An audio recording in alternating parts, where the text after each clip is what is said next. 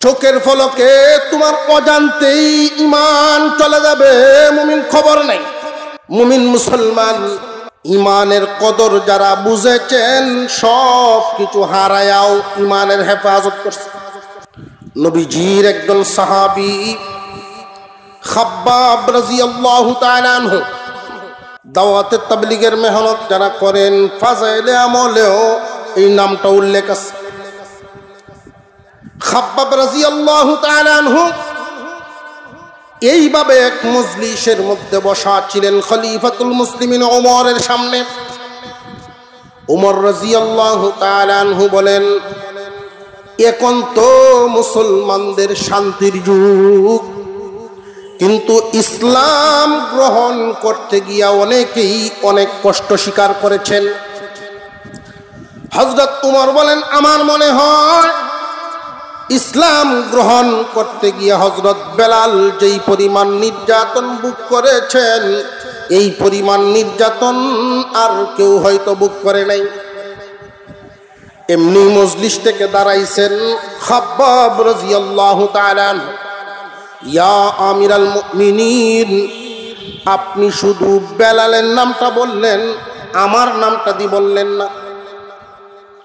ইসলাম গ্রহণ করতে গিয়া আপনি কি কষ্ট করেছেন আমি তো জানি না, আপনি বলেন শুনি।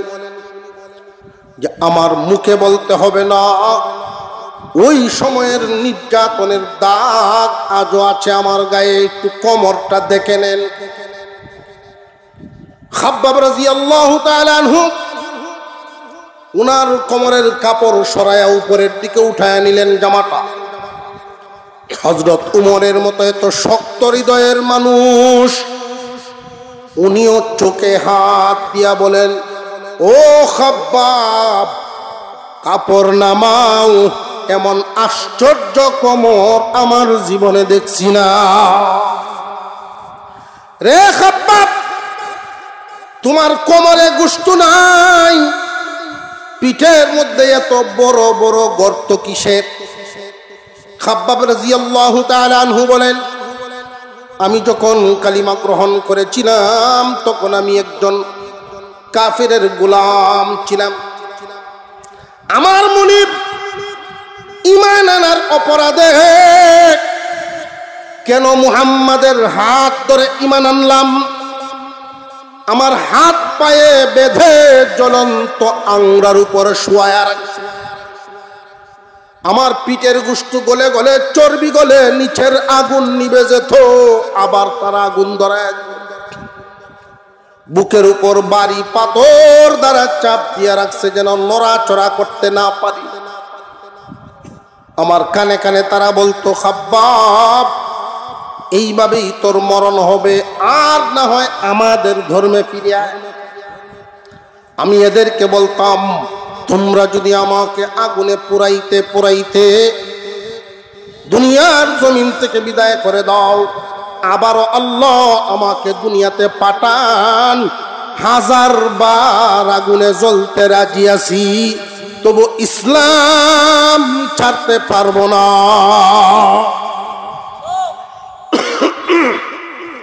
আফসোসের সাথে বলতে হয়, মুসলমানের সন্তান বর্তমান সময়ে মাত্র 4% হিন্দু সম্প্রদায় আমাদের দেশে।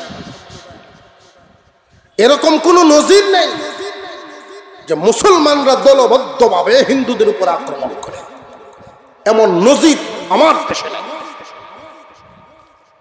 আমাদের এই ভূখণ্ডের ভিতরে হিন্দু মুসলিম সব আমরা মিলেমিশেই থাকি, কিন্তু এখানে একটা জঘন্য এক সংগঠন ইসকন 4% হিন্দুদেরকে দিয়া এত বড় এক সংগঠন এই দেশে সাজানো সম্ভব না। আফসোস, নামদারি আমার আপনার সন্তান, আমার আপনার ভাই কিছু মুসলমান ইসকনের সদস্য হয় না। আফসোস লাগে, ইমানের কদর এদের নাই, ইমানের বুঝ এদের নেই। চতুর্দিকে হামলা, চতুর্দিকে অঘটন ঘটছে। সতর্ক থাকবে। সামান্য কিছু পয়সার কারণে, অর্থের কারণে আল্লাহর রসুলের ইসলামের মুসলমানদের শত্রুতে পরিণত হওয়া যাবে। সবার আগে দ্বীন এবং ইসলাম, সবার আগে দ্বীন। মনে রাখবেন, সামান্য স্বার্থ দেখায়া ঈমান চুরি চলতেছে। সামান্য স্বার্থের কারণে অন্য ধর্ম গ্রহণ করতেছে। সামান্য লোভ লালসা পাইলেই, সামান্য একটু লোভ লালসা পাইলেই বিধর্মীদের সাথে হাত মিলাইয়া নিচ্ছে। সাবধান, ঈমান বড় দামি এক দৌলত। আমি এক আয়াতে কারিমা তিলাওয়াত করেছি আপনাদের সামনে। আল্লাহ পাক বলেন, وَمِنَ النَّاسِ مَن يَشْرِي نَفْسَهُ ابْتِغَاءَ مَرْضَاتِ اللَّهِ وَاللَّهُ رَءُوفٌ بِالْعِبَادِ।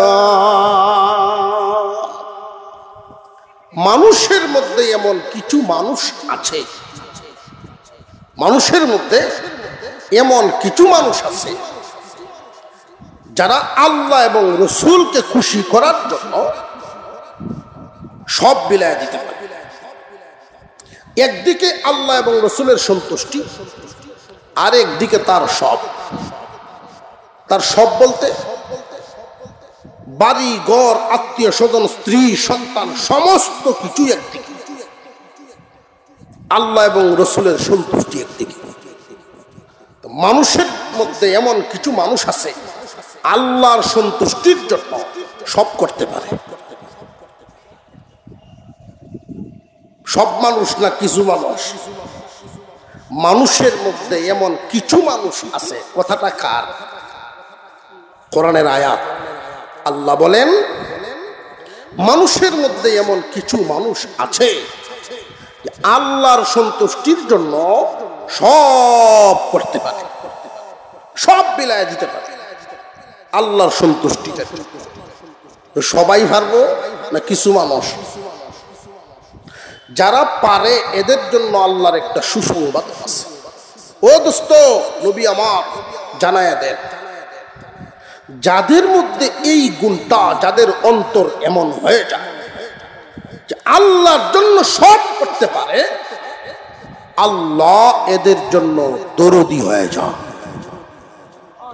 আর একটু জোরে করেন না সুবহানাল্লাহ।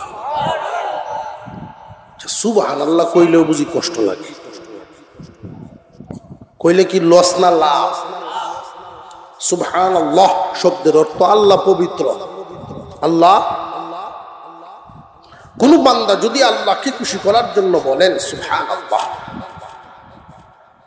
আল্লাহ বলেন বান্দা তোরে পবিত্র বানায় দিলাম। আসমান এবং জমিনের মাঝের যে ফাঁকা জায়গাটা নেকি দিয়ে ভরে দিলাম।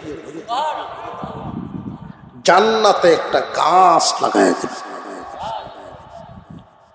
কেউ কেউ প্রশ্ন করে অনেক সময়, যে সমস্ত হাদিসে ফজিলতের বর্ণনা আছে যে আসমান জমিনের মাঝখানের খালি জায়গা যদি নেকিতে ভরে যায়, যে একবার সুবহানাল্লাহ কইলাম, আসমান জমিনের মাঝখানের জায়গাটা নেকি দিয়ে ভরে, তাহলে ভালো হইল, নামাজ রোজাদার করতাম কিনা। আমরা এক মুরব্বী হুজুর এনামুদ্দিন মদনী ভাই অসুস্থ অবস্থায় আছেন, এখন আর মাঠে ময়দানে কথা বলতে পারেন না। খুব রসিক একজন বক্তা ছিলেন, আপনারা হয়তো অনেকেই ওনার বয়ান শুনছেন। ওনার সামনে শ্রোতা গেছে, হুজুর দাঁড়িয়ে খেলছে, গত বছর যে ওয়াজটা করে গেছিলেন দাঁড়িয়ে তোরা খেলছে। হুজুর খুব খুশি হয়েছেন, বেশ তো ভালো, আলহামদুলিল্লাহ দাঁড়িয়েটা রাখছ, তো বাবা নামাজটা ভরো না? নামাজ দেখি তোরটা নামাজ কেন লাগিয়া? তখন হুজুর তার দিকে অবাক হয়ে ছায়া জিগাইলেন যে তুমি দাঁড়িয়েটা রাখছো কইলা, আমি আরো ভালো মনে হচ্ছে, নামাজ কেন ভরো না? কারণ যে ওয়াজ করছিলেন এক একটা দাঁড়িয়ে 70 জন ফেরেশতা, কয়েক হাজার ফেরেশতা, আমি তো তাত লইয়া ঘুরি, আমি নামাজ দেখি তার। কয়েক হাজার ফেরেশতা হলো তুতাত লইয়া ঘুরে। তখন তো হুজুরের উঠছে গুসা, তুই ওয়াজ তো দেখি উল্টা বুঝে বুঝছস। এক লেখিয়া শূন্য যত বাড়াইবেন সংখ্যা তত বাড়বে, যদি এক না থাকে কোন শূন্যের দাম আছে? তো হুজুর বুঝাইলেন যে যদি তুই নামাজ না পড়স আর নামাজ তো না লাগে, খালি দাড়ি লইয়েই করস, তো তোর দাড়ি আর ভাড়ার দাড়ি বেশ কম নাই।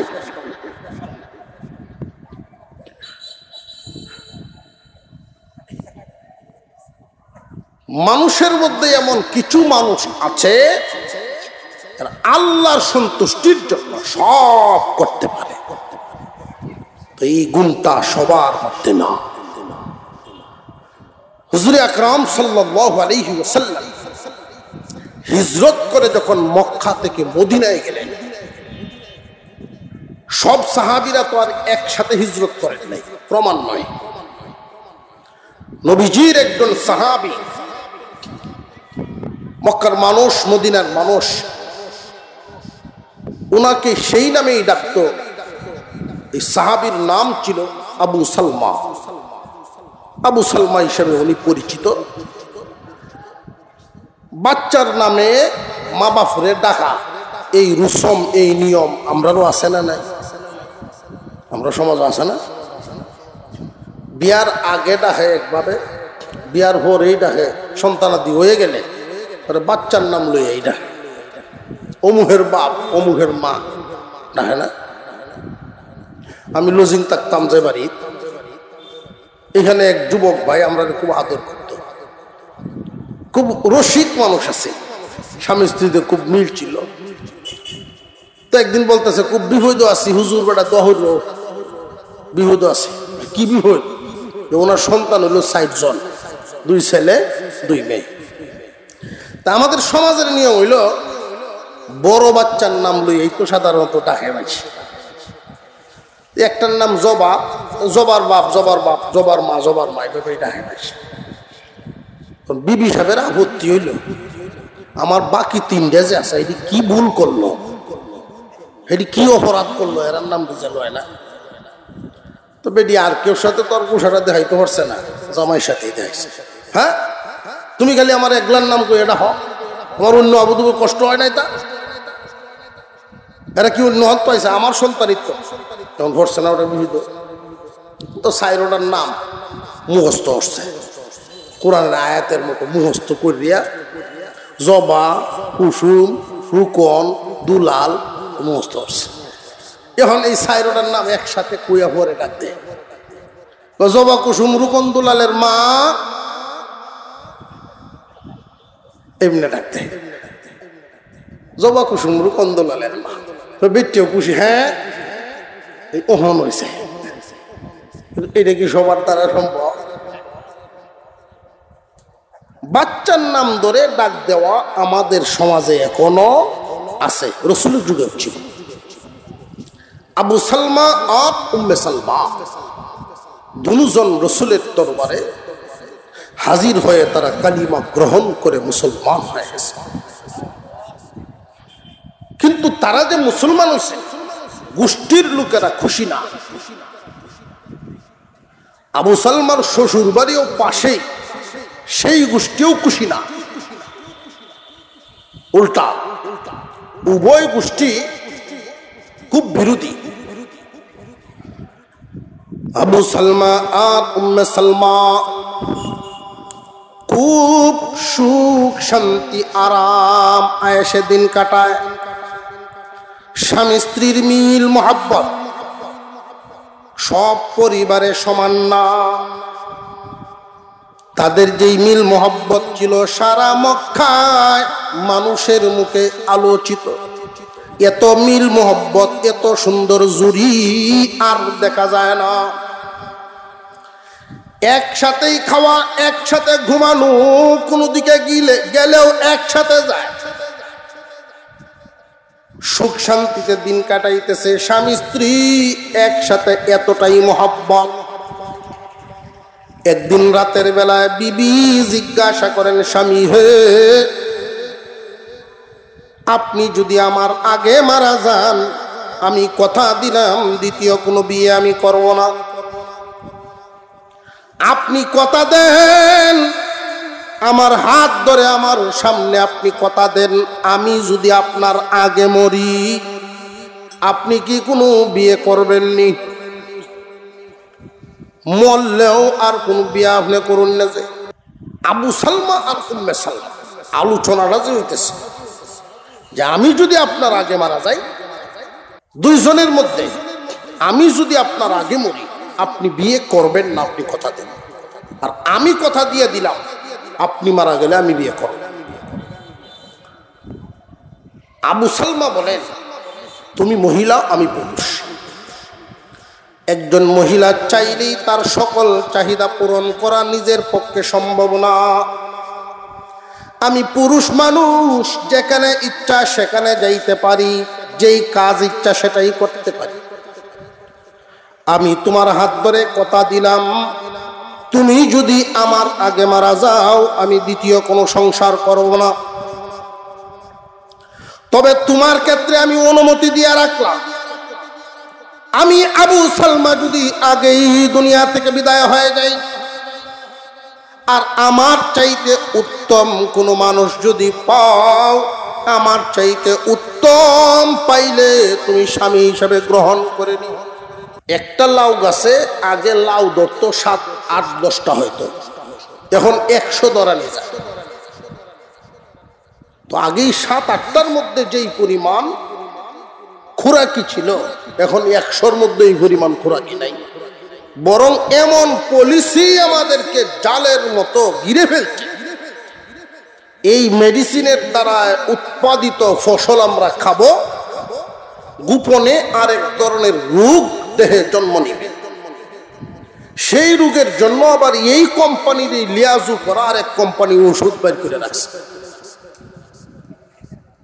বুঝে আসতেছে? মুসলমান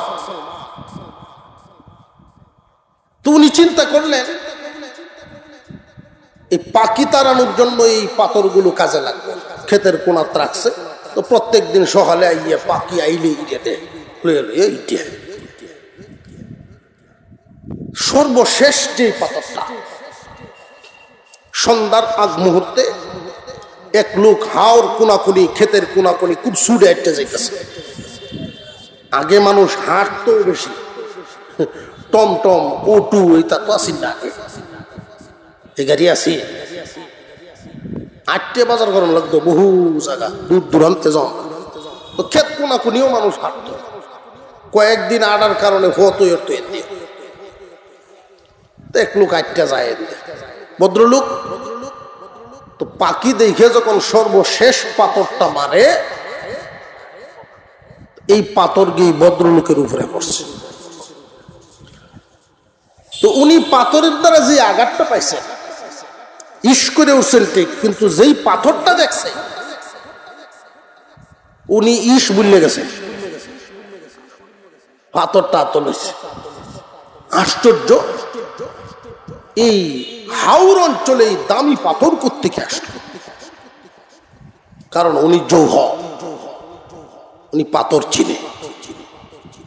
এদিকে দিক গার গোড়ায় দেখে কিছু 2 ক্ষেত, ওইদিকে এক লোক আডুর সিফাত মাথা দিয়া বিড়ি খাইতেছে।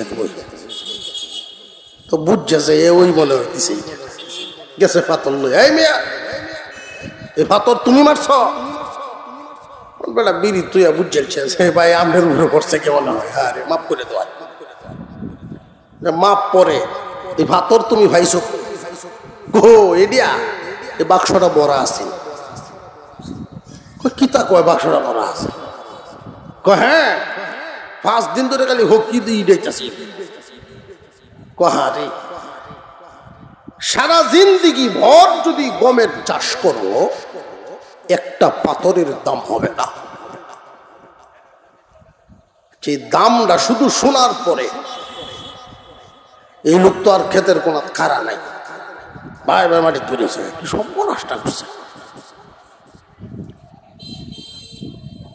ইমানের দাম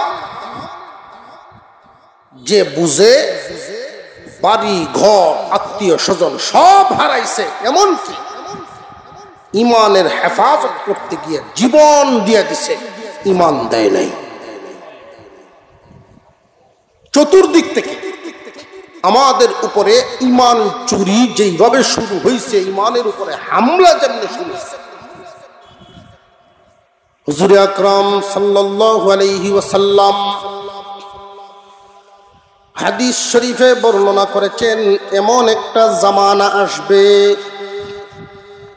আমার উম্মত ইমান হেফাজত এতটাই কঠিন হবে, জ্বলন্ত একটা আঙ্গার, জ্বলন্ত একটা আংরা হাতের তালুতে রাখা সম্ভব হবে, কিন্তু ইমান হেফাজত এর চেয়েও কঠিন হবে।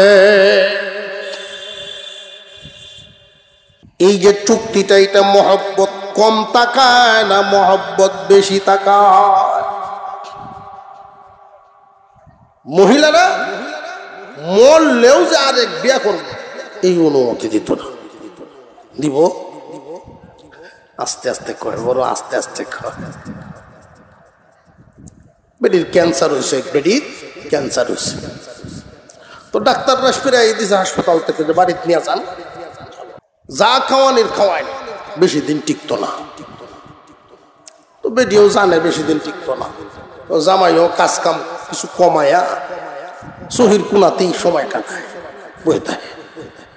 তো জীবনটা যেহেতু একসাথে কাটাইলাম, আচ্ছা মরণের আগে খুব সময়তে বেশিরভাগ পুরুষরাই বিবির সাথে সময় দিতে রাজি। অহেতুক সময় চার দোকানে দেয়, অহেতুক সময় আড্ডায় দেয়, বিবির সাথে সময় কম দেয়। এটা একটা ক্ষতির দিক, খারাপ দিক।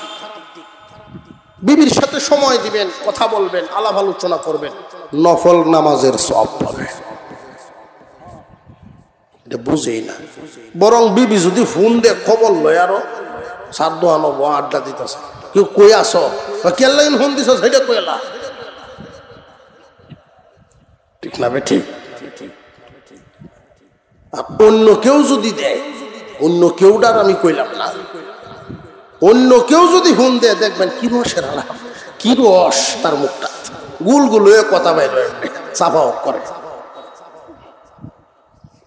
কিন্তু বিবি সাহেব ফোন দিলে কের খেরায়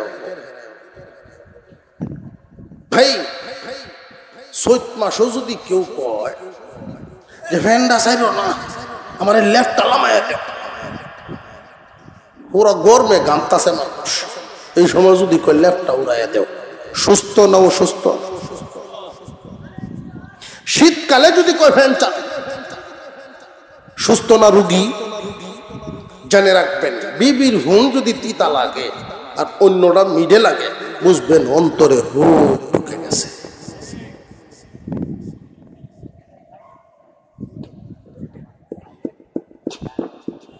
কারেন্ট আইসে না গেছে?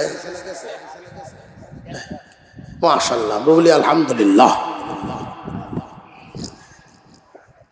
অসুস্থ বিবির পাশে স্বামী বসা, তো বিবি সাহেব বলতেছে, তুমি যেই মহব্বত আমারে করো আর যেমনে সময় দিতেছো, বাবে বুঝতেছি মহব্বত করো, আমি মরলে তুমি কি তা করবা? বেটির একটা বুঝতে লাগতো না, তুমি মরলে আমি ভাগ লইয়া, কত মহব্বত, বিয়া হরতা না, ভাগ হলে তো কত তাই করে।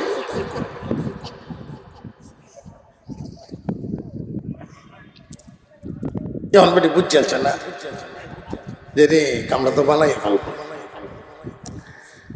আচ্ছা, এত বড় সংসার তুমি কেমনে চলবা, কেমনে কি করবা? তবে আমার একটা আপত্তি আছে। কি? আমি বললে যে মাটি দিবা, আমার গুরুস্থানের মাটি শুকাইবার আগে ইয়া করুন না, মাটি শুহাইলেও করবো। আচ্ছা যা, তোর হাত ধরে আমি কথা দিলাম, মাটি শুহাইলে বেহর যা, তো শান্তিতে মর। ও মারা গেল, 1 মাস গেল, 2 মাস গেল, 3 মাস, বেটা কয়দিন ঘরে ঘরে গিয়ে কবর জিয়ারত করে, আর ভালো হইলো ছায়া দেহে মাটি হুয়াইছে কিনা। ঘটনা বুঝতেছে না কিরে এর দোয়া কি আল্লাহ একটু বলি করিল কিনা। আর বিভিন্ন উহিলরা খালি বেড়ার কুচ খবর নেই কিতাব ব্যবহার দেখতাম একটা বাচ্চা দেখিস হুয়ায় লোক কিতাব হুয়াই তো এটা তোর পায়। ফজরের নামাজ পড়ে একদিন গেছে কবর জিয়ারত, রাস্তাত পাইছে তার ছোট শালাটা এটা একটা কলসি লিয়ে আইয়ে ওই কিরে তুই কই গেছলে কদুলা ভাই আপনি তো জানেন না কইছিও না আফা মরার আগে আমার একটা ওসিয়ত করে দিয়ে গেছে যে আমি যতদিন বাচ্চা তাহি ডেইলি না পারলে অন্তত 3 দিন যেন ভাত না হয় এক কলসি পানি কবরের উপরে দিতা। তখন তার বুঝাইছে আরে এত আমার ঘরটা বাইন্দে তুই গেছে ঠিক মতো এই কবরের মাটি হুয়াইতো না বেওয়ার আমার যুক্ত না মরলেও জামাই আরেক বিয়া করতে চায় না অনেক মহিলা। তবে এখানে একটা কথা না বললেই না, ইমানের সাথে সম্পর্ক যে সমস্ত নারীরা একাধিক বিয়েকে খারাপ মনে করে, কোরআনুল কারীমের বিধান, এটা কোরআনের আয়াতের বিধান, একাধিক বিয়ের অনুমতি দিছেন কে? আর একটু জোরে কর। অনেকেই ডরায়া কইতাছে বাড়িত গেলে নি কিতা করে টরে খেলা জানে পরে বিধানটা কার? আল্লাহ। প্রত্যেক মুমিন নারী এই বিধান মন থেকে মেনে নিতে হবে, বিশ্বাস করতে হবে, মানতে হবে। আপনার যদি ইচ্ছা হয় যে আমি আমার স্বামীকে দ্বিতীয় বিয়ে করতে দিব না, এটা আমার মনে মানে না, তাহলে আপনি চেষ্টা করবেন আপনার সর্বোচ্চটুকু দিয়া তার মন যেন আপনার দিকেই বেঁধে রাখতে পারেন। এটা আপনার নিজের চেষ্টার উপর নির্ভর করবে। আপনার ব্যর্থতার কারণে যদি স্বামী চায় আর একটা সংসার করতে, এই অনুমতিটারই যদি আপনি খারাপ চোখে দেখেন, ইমানই চলে যাবে। বিয়ের যে অনুমতি আছে ইসলামে, এই আইনটাই তারা মানতে রাজি না। কোরআন এবং হাদিসের কোনো একটা বিধিবিধান, কোনো একটা বিধিবিধান যদি কেউ অমান্য করে, ইমান চলে যায়। একটা হইল মনে প্রাণে বিশ্বাস করা, আর একটা হইল আমল করা। কোরআন এবং হাদিসে বর্ণিত ইসলামের বিধিবিধানগুলো মনে প্রাণে বিশ্বাস করে কিন্তু আমল করে না, এই মানুষ কিন্তু কাফের না। নামাজ 5 ওয়াক্ত নামাজ ফরজ, এটা মানে মনে প্রাণে বিশ্বাস করে কিন্তু পালন করে না, সে ফাসিক, কাফের না। কেউ যদি এই কথা বলে মৌলভীরা কোক নামাজ ভরণ লাগে না, এই বিশ্বাস যদি কারোর ভিতরে থাকে, সে যে কাফের কোনো সন্দেহ না। বুঝে আসতেছে আপনার? অনুরূপ ভাবে নারীদের যেমন একটা দোষ পাইলাম, স্বামী একাধিক বিয়েটা কোরআনের বিধান অনুমতি আছে, এটা মানতে রাজি না। সাবধান, এই ভুল করে ইমান হারাবেন না, মানবেন। যদি আপনার ইচ্ছা হয় যে আমি পালন করতে দিব না, আপনার সর্বোচ্চটুকু দিয়া আদব কায়দার মাধ্যমে একজন পুরুষকে আপনার দিকে আকৃষ্ট করে রাখেন। পুরুষ জাতি কখনো শুধু সুন্দরের পূজারী হইয়া আরেকটা বিয়ে করে না, শুধু সুন্দরের দিক খেয়াল করে আরেক বিয়ে করে না। আচার আচরণ, আদব কায়দা তাদের মন ছুঁয়ে যায়। আচার আচরণের কারণেই মানুষের মন ভেঙে যায়। মুসলমান ভাইয়েরা, পুরুষদের মধ্যে একটা দোষ, আমাদের মুসলিম ভাই সুদের যেই হুকুমটা, সুদ খাওয়া হালাল না হারাম? হারাম কেউ কেউ কইছে, অনেকেই মনে করছেন যে চেহারা কইলে তো আমরা লইব। সুদ খাওয়া কি জায়েজ না হারাম? হারামও কেমন হারাম এটা একটু মাপকাঠিটা নেন। হাদিসের মধ্যে আসছে 70টা স্তর, সুদের স্তর হলো 70টা। সর্বনিম্ন স্তর হলো আপন মার সাথে জিনার সমান। না কে মানুষ মরে যাও তবু এই জঘন্য কাজ করবা না। সুদ খাওয়া সর্বনিম্ন স্তর, মার সাথে জিনার সমান। সর্ব উচ্চ স্তর আল্লাহ এবং রসুলের বিরুদ্ধে যুদ্ধ করা। খুব ভালো করে বুঝবেন, কোন একজন মানুষ যদি ভুল ক্রমে সুদ শুরু করে দিছে, কথার কথা সংবাদ যখন পাইছে সুদ খাওয়া এত জঘন্য অপরাধ, সাথে সাথে তওবা করে ফেললো। বান্দার এই তওবা কি আল্লাহ কবুল করবেন কিনা এটার ঘোষণা নাই, নিশ্চয়তা নাই। সুদের গুনার উপরে যে তওবা করলো, সুদ ছেড়ে দিল, কান্নাকাটি করলো, তারে আল্লাহ মাফ করলেন কিনা ঘোষণা কিন্তু দেওয়া নাই। এই ক্ষেত্রে বলা আছে সুদ খাইছো আগে বুঝো না, এখন তওবা করছো। তবে সুদ খাইয়া যে তওবা করছো, তুমি তওবা করতে থাকো মরণ পর্যন্ত, মাপ চাইতে থাকবা। এটা ঝুলন্ত অবস্থায় আল্লাহর যদি মায়া হয়, মানুষের অন্তরের খবর আল্লাহর জানা আছে না নাই? আল্লাহর যদি মায়া হয় মাফ করে দিবেন, আর যদি সাজা দিবার হয় সাজা দিবেন। এই হলো সুদখোরের তওবার অবস্থা।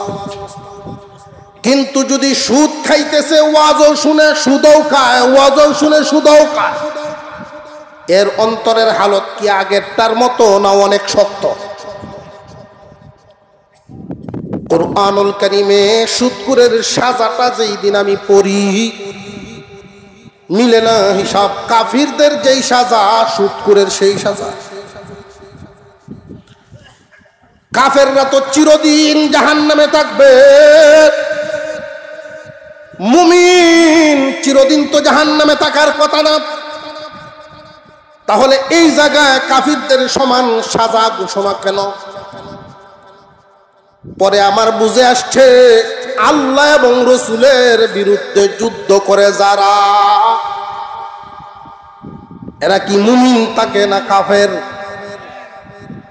মুসলমানের ঘরে জন্ম নিলেই শুধু মুসলমানই না,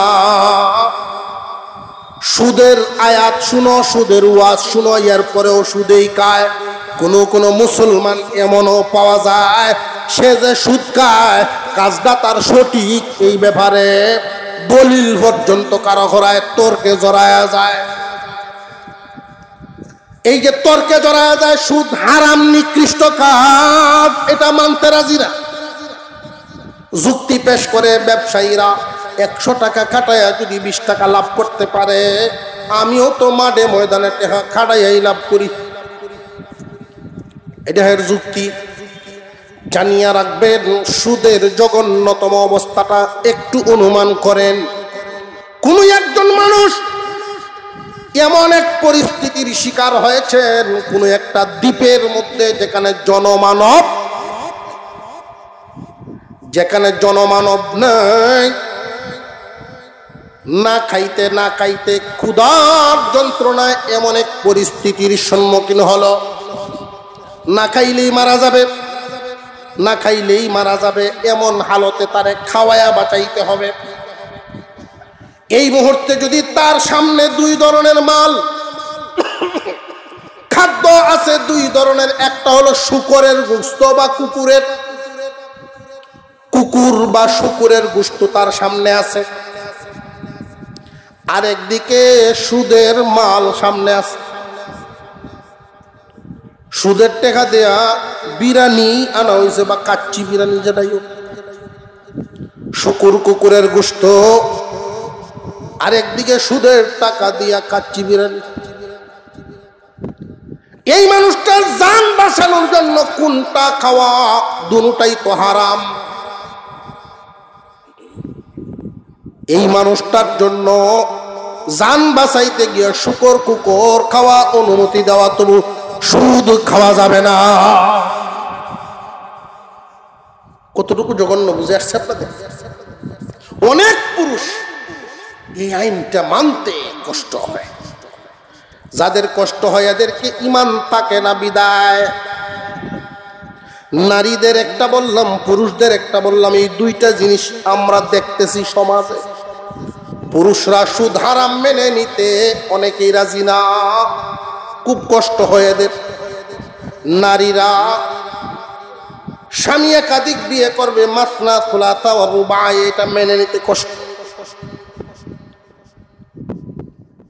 আল্লাহ পাক সহি বুঝদান করেন, বলুন আমিন।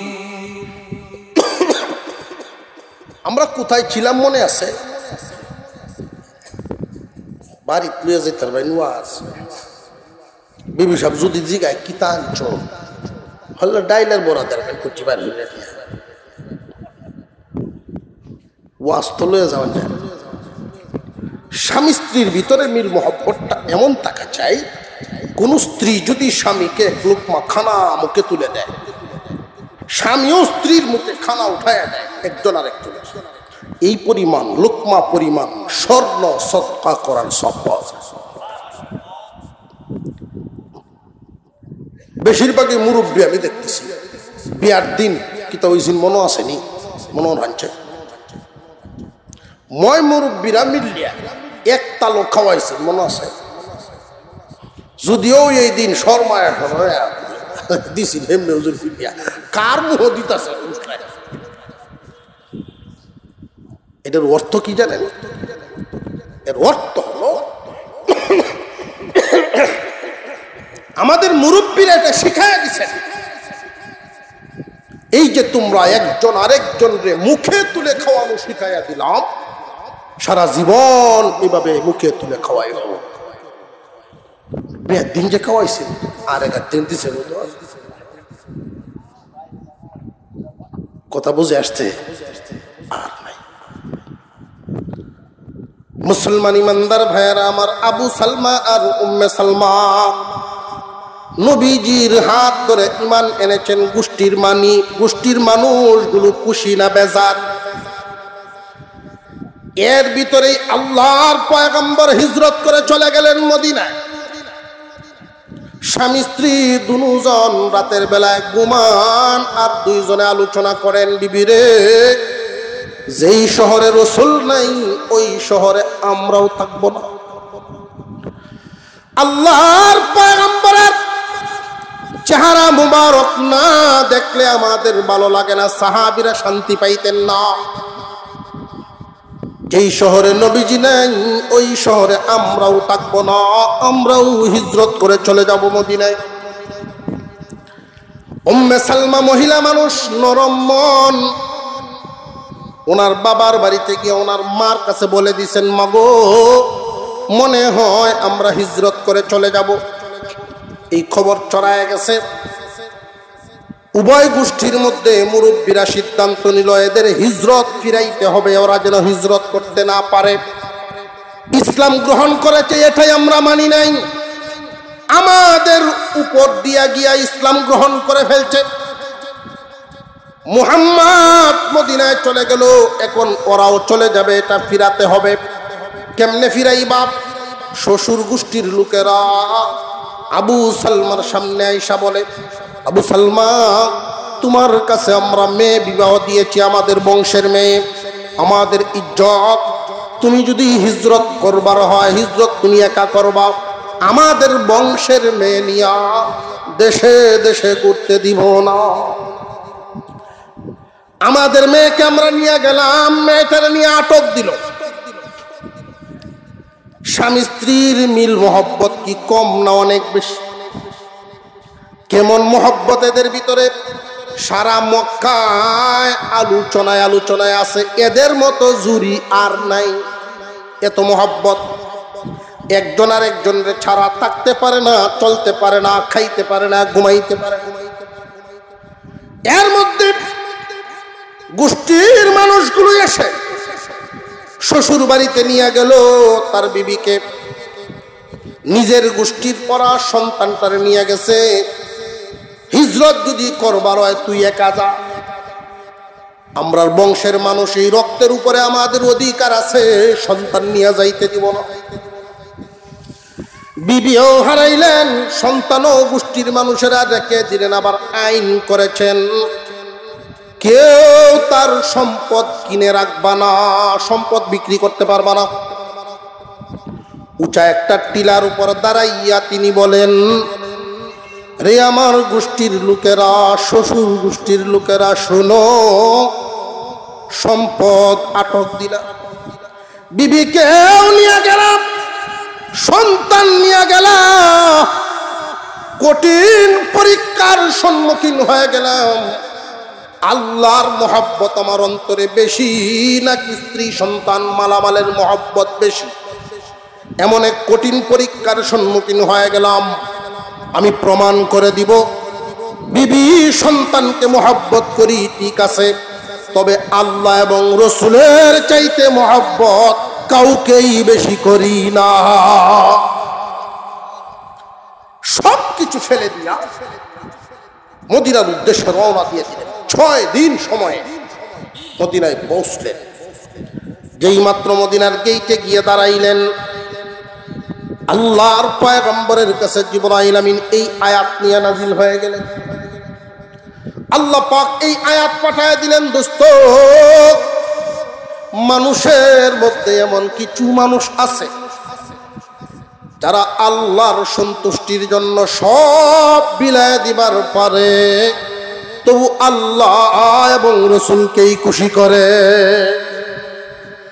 وَمِنَ النَّاسِ مَن يَشْرِي نَفْسَهُ ابْتِغَاءَ مَرْضَاتِ اللَّهِ وَاللَّهُ رَءُوفٌ بِالْعِبَادِ।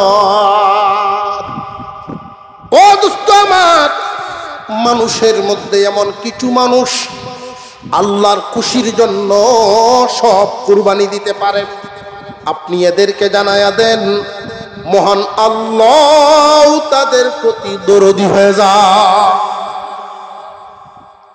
আল্লাহর রাসূল সাল্লাল্লাহু আলাইহি ওয়াসাল্লাম দুইখানা হাত মুবারক এভাবে বাড়ায়া দিলেন, রে আবু সালমা, আসো, উত্তম ব্যবসা করে আইছো, উত্তম ব্যবসা করে আসছো, আল্লাহ তোমার প্রতি দরদি হয়ে গেছে।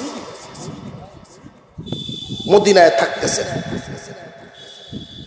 রাতে যখন ঘুমাইতে যান তখনই মনে হয় বিবির কথা, সন্তানের কথা স্মরণ হয়ে যান। স্বামী স্ত্রী দুইজনের মাঝখানে সন্তানটারে নিয়ে তারা ঘুমাইতেন। আল্লাহ এবং রসুলের মহব্বতে এখন একা ঘুমান, বিবিও কাছে নাই, সন্তানও পাশে নেই। একদিন 2 দিন পর পর যখন মক্কা থেকে কোনো কাফেলা মদিনার দিকে যায়, দূর থেকে দেখা যায় মানুষ আসতেছে, বোরকা পরিহিত, কালো বোরকা, সন্তান কুলে। এমন যদি দেখেন দূর থেকে, উনি মনে মনে ভাবেন আমার বিবি মনে হয় সন্তান নিয়ে আসতেছে। যখন কাছে আসেন দেখেন না, তারা নাই। নীরবে চোখের পানি চলে যায়, চোখের পানি ঝরে পড়ে। আল্লাহর মহব্বতে কুরবানি দিয়েছেন মানুষ, তো বিবি সন্তানের কথা মনে হইতেই পারে। যখন স্মরণ হয়, মনের অজান্তেই চোখের পানি ঝরে পড়ে। প্রায় দিন আবু সালমা ঘুমাইতেন, চোখের পানিতে বালিশ ভিজে যেত, তবু আল্লাহ এবং রসুলকে খুশি করার জন্য উনি মদিনায় আছেন। এইভাবে একদিন নয়, 2 দিন নয়, 6 মাস পার হয়ে গেছে। উভয় গোষ্ঠীর লোকেরা একজন আর একজনের সাথে আলোচনা করে, বাচ্চাটা এক জায়গায়, যতই সেবা যত্ন করি মা বাবার টানে বাচ্চা শুকায় যাইতেছে। বিবি আর এক জায়গায়, স্বামী সন্তানের জন্য বিবিও শুকায় যাইতেছে। আমরা তো ফিরায় দেখলাম, আটকায় দেখলাম, আবু সালমা প্রমাণ করে দিয়েছে আল্লাহর ভালোবাসা বেশি, আল্লাহর মহব্বত তার অন্তরে বেশি, এটা প্রমাণ করে দিয়েছে। আর আটকায় লাভ নেই। দেখো কোনো কাফেলা মদিনায় যায় কিনা, ওই কাফেলার সাথে নারী শিশু দুইজনকে দিয়া দাও। এই দুজনকে সাথী বানায়া দিয়ে দিলেন। যেই দিন আবু সালমার বিবি সন্তান নিয়ে মক্কা থেকে রওনা দিলেন, মনে মনে বড় কল্পনা, মনে মনে বড় স্বপ্ন। অনেক দিন পরে আদরের স্ত্রী সন্তানের সাথে সাক্ষাৎ হলে না জানি আবু সালমা কি করেন। বিবি মনে মনে কল্পনা করতেছে, 6 মাস আগে উনি আমাদেরকে রেখে চলে গেছেন, ওইখানে কি কোনো অন্য নারীর মহব্বত অন্তরে গেল কিনা, দ্বিতীয় কোনো সংসারই করলেন কিনা। তবে উনি তো ওয়াদা করেছেন আমি মারা গেলেও দ্বিতীয় কোনো সংসার উনি করবেন না। পরীক্ষা করব, পরীক্ষা গিয়া করব আমার মহব্বত উনার অন্তরে এখনো আছে কিনা। এই মহিলা সন্তান কুলে নিয়ে কাফেলার সাথে হাঁটে আর মনে মনে ভাবে, পিছন দিক থেকে গিয়া আবু সালমার চোখে ধরব, জিজ্ঞাসা করব, বলো তো আমি কে, আমার কণ্ঠের আওয়াজ শুনে কে চিনতে পারে কিনা দেখব। মনে মনে ভাবতেছেন, আবেগ ভরা অন্তর নিয়ে তারা মদিনার দিকে আসতেছেন। যেই মাত্র মদিনায় পৌঁছলেন, এমনি শোনা যায় একজন ঘোষকের ঘোষণা, তোমরা কে কোথায় আছো, জলদি জমা হয়ে যাও, আবু সালমা দুনিয়া থেকে বিদায় হয়ে গেছে, জানাজা অনুষ্ঠিত হবে। উম্মে সালমা কথাটা শুনেই তিনি ডাক দিলেন, রে ঘোষক, কোন আবু সালমা মারা গেছে যে আপনি চিনবেন না? আল্লাহ এবং রসুলকে খুশি করার জন্য সব কিছু কুরবানি দিয়ে আজ থেকে 6 মাস আগে মক্কা থেকে হিজরত করে মদিনায় এসেছিলেন। বিবি বাচ্চার জন্য প্রায় সময় মক্কার দিকে তাকায় থাকতেন। ওই আবু সালমা আজকে বিদায় হয়ে গেছেন। উম্মে সালমা তার বিশ্বাস করতে পারতেছেন না এই ঘোষণা। আস্তে আস্তে লাশের কাছে গেলেন, বাচ্চা কুলে মুখের কাপড় সরায়া হাউমাউ করে কান্না শুরু করছেন আর বলেন, অভিমান করে মনে হয় ছুঁয়ে আসে, আমি ইচ্ছা করে 6 মাস মক্কায় কাটাই নাই, মক্কার ওই মানুষগুলো আমারে আসতে দেয় নাই। মদিনায় যে আমি এখন আসলাম তোমার সন্তান কুলে নিয়ে, এই মদিনায় আমার কোনো আপনজন আত্মীয় স্বজন নাই, কার কাছে থাকবো, কে তোমার সন্তানকে জড়ায়া ধরবে? উম্মে সালমার কান্নার আওয়াজে সাহাবীরা কাঁদতেছে, সাহাবীরা কান্না শুরু করে দিছেন। আল্লাহর পয়গম্বর বলেন, রে উম্মে সালমা কেঁদো না, এই মুহূর্ত থেকে আমি তোমাদের দেখাশোনার জিম্মাদারি নিলাম। বেশ কয়েকদিন পর নবীজির পক্ষ থেকে প্রস্তাব, নবীজির পক্ষ থেকে উম্মে সালমাকে প্রস্তাব দেওয়া। তার স্বামীর তো একটা কথা ছিল, আমার চেয়ে উত্তম পুরুষ পাইলে, আমার চেয়ে উত্তম মানুষ পাইলে স্বামী হিসেবে গ্রহণ করে। পাইছেন দিনে পাইছেন না? তো উম্মে সালমা বলে, রসুলের প্রস্তাবেই যে আমি রাজি হয়ে যাব, আমি এই ইতিমকে কোথায়? কিয়ামতের দিন যদি আবু সালমা আমাকে প্রশ্ন করে, তুমি রসুলের বিবি হওয়ার জন্য চলে গেছলা, আমার ইতিমকে কই রেখে গেছলা? ইতিমের কদর আল্লাহর রসুল বলেন, সাহাবীরা উম্মে সালমাকে বলো, আমি মুহাম্মদ নিজেও ইতিম ছিলাম, ইতিমের কদর কি এটা জানি। আল্লাহ এবং রসুলের জন্য সব কুরবানি করার মতো মন মানসিকতা আমাদের রাখতে হবে। ঈমান হেফাজত করতে গিয়ে যদি দুনিয়ার স্বার্থ চলে যায়, স্বার্থকে লাথি দিয়ে বিদায় দিবে, তো ঈমান হেফাজত করতে হবে। চতুর্দিক থেকে ঈমানের উপরে হামলা, চতুর্দিক থেকে এই পরিস্থিতিতে ছায়া পাবেন কোথায়? আলেম ওলামাদের সংস্রবে থাকবেন, আলেমদের দিকে তাকায় থাকবেন, ওলামায়ে কেরামের পরামর্শ নেবেন। জেনে রাখবেন মুসলমানদের ভিতর থেকেই মুনাফিক তৈরি হইতেছে। মুসলমানদের, কাফের তো কাফেরই। আপনার আমার চতুর্দিকে এরকম থাকতে পারে, সতর্ক থাকবেন। আল্লাহ যেন আমাদের সকল আমলের তৌফিক দেন, বলুন আমিন। আরো জোরে বলেন আমিন।